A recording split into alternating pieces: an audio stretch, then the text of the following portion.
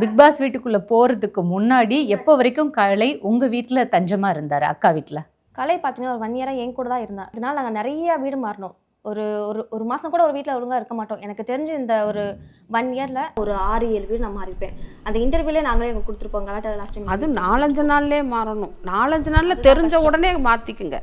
உங்களுக்கு வீடு கொடுக்க முடியாது, மாற்றிக்குங்க, இப்படியே தான் சொல்லுவாங்க. நிறைய ப்ராப்ளம். அதுக்காகவே நான் என்ன செஞ்சேன்னா, மீண்டும் இவங்களை சொந்த ஊரில் இவங்க அப்பா இறந்துட்டார்ல, இறந்ததுக்கப்புறம் என் மாமியார் மட்டும்தான் அங்கே இருக்காங்க. அப்போ இவங்க 2 பேர்த்தையும் கொண்டு போய், சரி அங்கேயாவது இருங்கடா, இங்கே தான் இருக்க முடியல, நீங்கள் அங்கேயாவது போங்கன்னு சொல்லி அங்கே கொண்டு போய் வச்சேன்.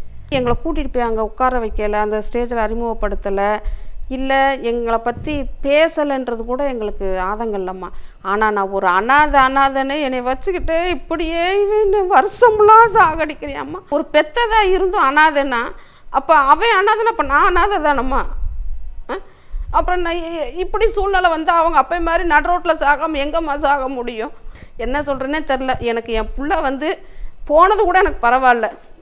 மீண்டும் அவன் பிள்ளை குட்டியோடு அந்த குடும்பத்தோடு இப்போ ஒன்று சேர்ந்த மாதிரி சேர்ந்து நல்லா வாழணும். அதுதான் நான் கடவுள்கிட்ட வேண்டுறேன்.